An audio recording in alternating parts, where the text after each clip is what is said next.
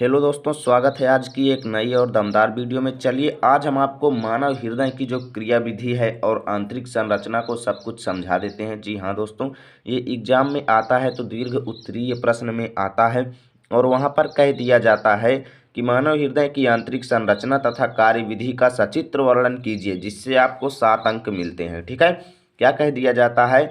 सचित्र वर्णन कीजिए, यानी आपको आंतरिक संरचना का चित्र भी बनाना होता है और हृदय की क्रियाविधि तथा संरचना के बारे में लिखना भी होता है तथा सभी विशेष अंगों के नाम भी आपको लिखने होते हैं, जैसे यहाँ पर लिखा गया है। ठीक है, तो चलिए आज हम आपको क्रियाविधि को अच्छी तरीके से समझा देते हैं कि कैसे क्या क्या काम पड़ता है इन अंगों का, क्या क्या वाल्व का काम होता है, क्या क्या दायां अलिंद बायां अलिंद और क्या क्या निलय का काम होता है।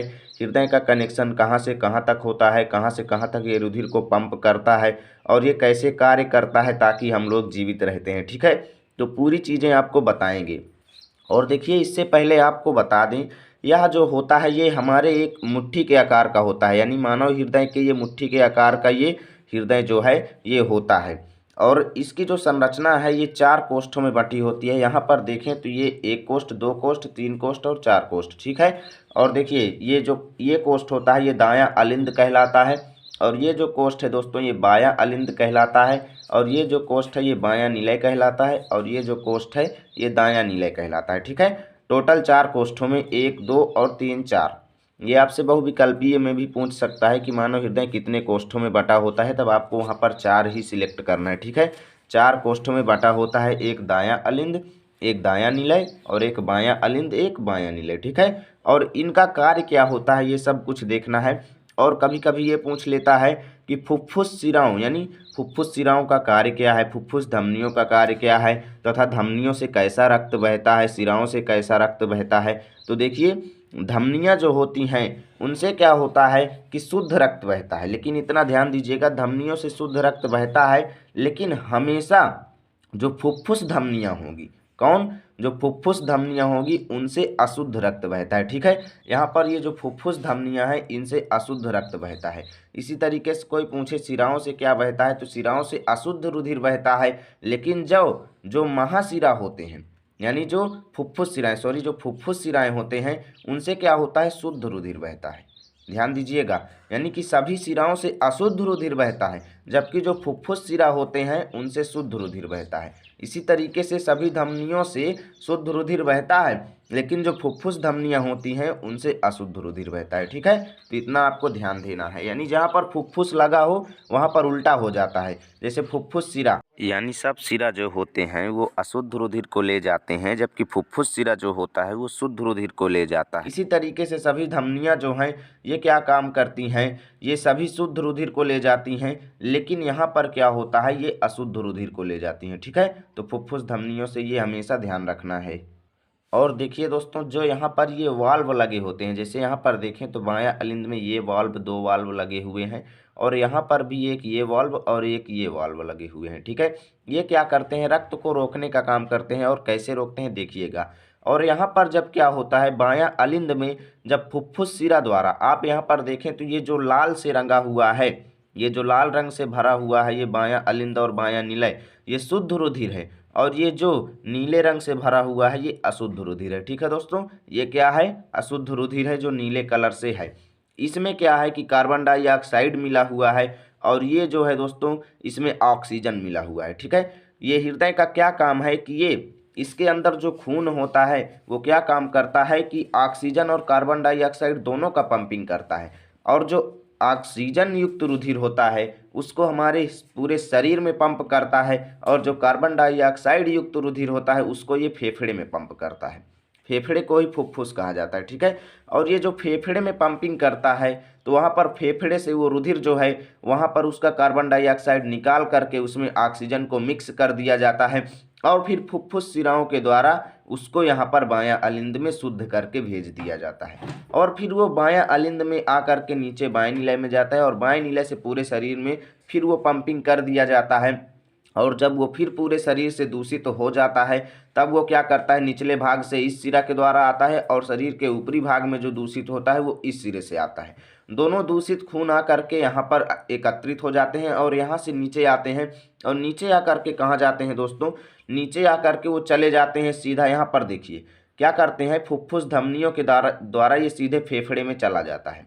ठीक है, फुफ्फुस धमनियों के द्वारा ये सीधे फेफड़े में चला जाता है और फेफड़े से शुद्ध होकर के फिर ये फुफ्फुस शिराओं के द्वारा आ जाता है। इसीलिए कहते हैं कि सभी धमनियाँ शुद्ध रुधिर देती हैं, जबकि फुफ्फुस धमनियाँ जो हैं ये क्या करती हैं, अशुद्ध रुधिर देती हैं, क्योंकि ये फेफड़े में अशुद्ध रुधिर को ले जाती हैं। और जो फुफ्फुस शिरा जो होता है ये शुद्ध रुधिर को लाता है, जबकि सभी शिरा जो होते हैं वो अशुद्ध रुधिर को लाते हैं। जैसे आप यहाँ पर देखें तो महाशिरा अशुद्ध रुधिर को ला रहा है, ठीक है, और जो फुफ्फुस शिरा है वो शुद्ध रुधिर को लाता है। तो जब इसकी क्रिया विधि आपको लिखना है तो कैसे लिखना है, तो इसकी क्रिया विधि आपको ऐसे लिखना है कि हृदय में यानी मानव हृदय में जब ऑक्सीजन से युक्त रुधिर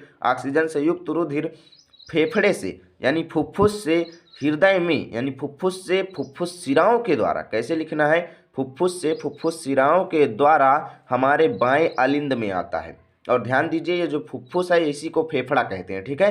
तो फेफड़े से फुफ्फुस शिराओं के द्वारा जब हमारे बाएं अलिंद में आता है तब बायां अलिंद इसको ग्रहण कर लेता है, और फिर क्या होता है कि ये इसके द्वारा यानी यहाँ से आप देख सकते हैं ये जगह खुली हुई है, तो यहाँ से ये इस तरीके से बायां निलय में आ जाता है, यानी बायां अलिंद से ये शुद्ध रुधिर जो है ये बाएं निलय में आ जाता है। और जब ये बाएं निलय में आ जाता है तब ये दोनों वाल्व ऊपर की ओर चले जाते हैं और ये बंद हो जाते हैं। और ये दोनों वाल्व क्या होते हैं दोस्तों, बंद हो जाते हैं, और ये एक कमरे नुमा संरचना में बंद हो जाता है खून।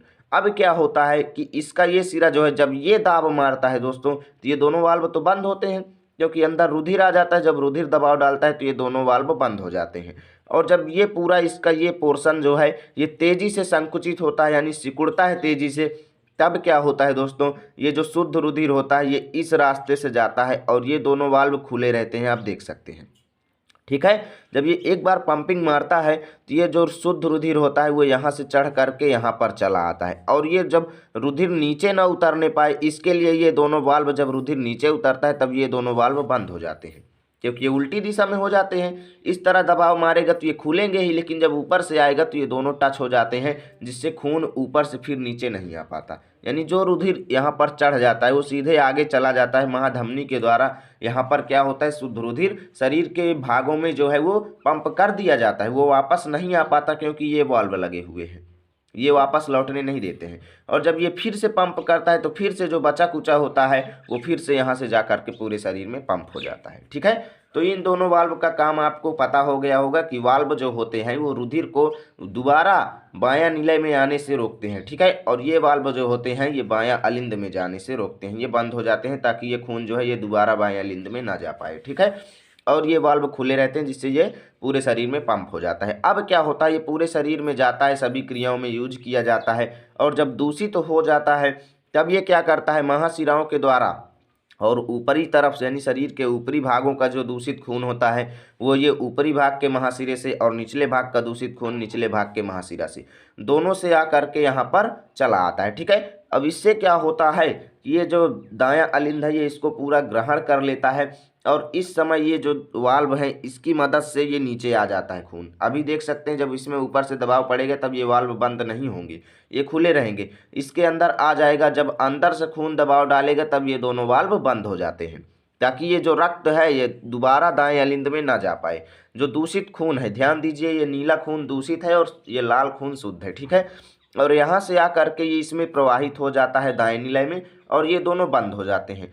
तब क्या होता है कि जब ये दो इसका ये पूरा पोर्शन जो है ये जब तेजी से संकुचित होता है, पंप करता है, तब इससे क्या होता है दोस्तों, यहाँ पर जो ये अशुद्ध रुधिर भरा हुआ है ये क्या होता है, ये इस जगह से, इन दोनों के बीच ये थोड़ा जगह खाली होती है, ठीक है।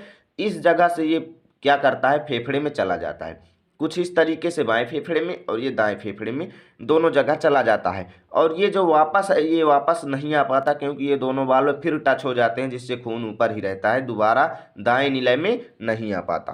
तो ध्यान दीजिएगा, आपसे बहुत यहाँ पर अति लघु उत्तरीय और बहुविकल्पीय पूछे जा सकते हैं कि भाई बायां अलिंद और बायां निलय में कैसा रक्त रहता है। तो बायां अलिंद और बायां निलय में हमेशा शुद्ध रक्त रहता है, ध्यान दीजिए। और दायां अलिंद और दायां निलय में कैसा रक्त रहता है, तो हमेशा इसमें अशुद्ध रक्त रहता है, ये हमेशा ध्यान दीजिए। पूछ लिया जाए फुफ्फुस शिराओं से कैसा रक्त बहता है, तो फुफ्फुस शिराओं से हमेशा शुद्ध रक्त बहता है, जबकि सभी शिराओं से अशुद्ध रक्त बहता है। और धमनियों से कैसा रक्त बहता है, तो धमनियों से अशुद्ध रक्त, वो धमनियों से शुद्ध रक्त बहता है, लेकिन फुफ्फुस धमनियों से अशुद्ध रक्त बहता है। ठीक है, और इसी तरीके से ये क्रिया चलती रहती है। और ये जब रक्त जाता है तो फेफड़े में फिर से शुद्ध होता है और फिर फुफ्फुस शिराओं के द्वारा ये बाएं अलिंद और बाएं निलय में आता है और यहाँ से फिर पूरे शरीर में पंप कर दिया जाता है। और यही क्रिया बार बार जब चलती रहती है, दोनों संकुचित होते रहते हैं, तो वही रक्त जाता है फिर दूषित होता है, फिर फेफड़े में जाता है, फिर शुद्ध होता है, फिर फेफड़े से फिर बाएं निलय में, फिर बाएं निलय से दाएं निलय में, इसी तरीके से वो ट्रांसफर होता रहता है और हमारे शरीर की जो क्रियाएं हैं वो चलती रहती हैं। ठीक है, तो इस तरीके से आपको इसकी क्रिया विधि जो है वो याद करना है और मैं उम्मीद करता हूँ ये समझ में आ गया होगा। तो यदि वीडियो अच्छा लगा है तो लाइक करके जाइएगा, चैनल पर नए आए हैं तो सब्सक्राइब कर दीजिएगा, जिससे नए नए वीडियो आप तक सबसे पहले पहुँचेंगे।